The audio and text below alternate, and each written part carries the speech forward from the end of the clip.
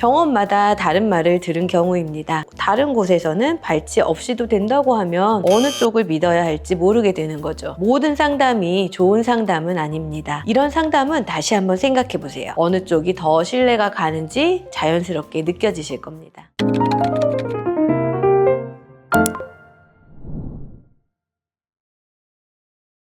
안녕하세요. 늘바른 교정치과 이소민 원장입니다. 교정 상담을 받고 난 뒤에 이런 말씀을 하시는 분들이 있습니다. 3군데 다녀왔는데 다 말이 달라요. 발치가 필요하다는 곳도 있고 안 해도 된다는 곳도 있어요. 상담을 받을수록 뭘 믿어야 할지 모르겠어요. 교정 상담은 불안을 해소하러 가는 자리인데 오히려 더 혼란스러워지는 경우가 생깁니다. 오늘은 왜 이런 일이 생기는지, 좋은 상담과 그렇지 않은 상담을 어떻게 구분할 수 있는지 말씀드리겠습니다.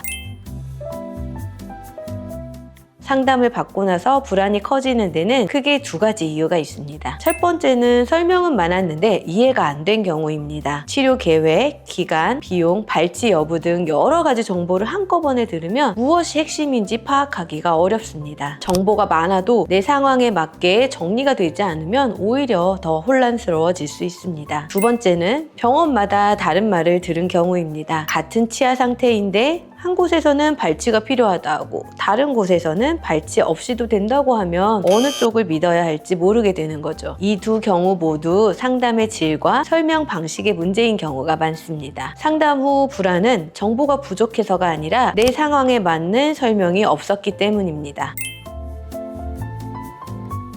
모든 상담이 좋은 상담은 아닙니다. 무조건 발치해야 해요처럼 이유 설명 없이 결론만 말하는 경우, 비용이나 기간을 설명 없이 바로 제시하는 경우, 질문을 했을 때 그냥 믿으시면 돼요 라고 마무리되는 경우, 상담 당일에 바로 계약이나 결정을 유도하는 경우, 이런 상황에서 느끼는 불안은 상담 내용이 잘못돼서가 아니라 설명이 충분하지 않았기 때문입니다. 이유 없이 결론만 말하는 상담, 그 자리에서 결정을 유도하는 상담은 한 번 더 생각해 보세요.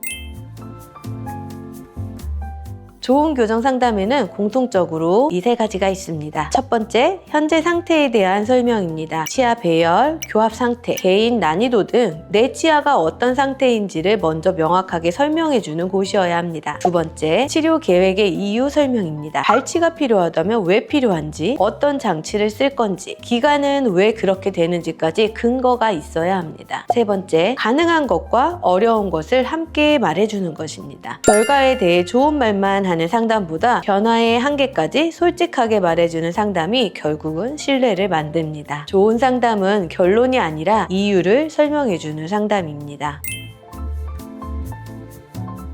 여러 병원을 다녀보는 것 자체는 나쁜 일이 아닙니다. 다만 병원마다 다른 말을 들었을 때 그 차이가 왜 생겼는지 이해하는 것이 중요합니다. 같은 치아 상태라도 어떤 진단 방법을 쓰는지, 어떤 치료 계획을 세우느냐에 따라 결론이 달라질 수 있습니다. 이거는 한쪽이 틀렸다기보다는 접근 방식이 다른 경우가 많습니다. 중요한 건 그 차이에 대한 이유를 각 병원에서 설명받는 것입니다. 이유를 설명해주는 곳과 결론만 말하는 곳을 비교해 보시면 어느 쪽이 더 신뢰가 가는지 자연스럽게 느껴지실 겁니다.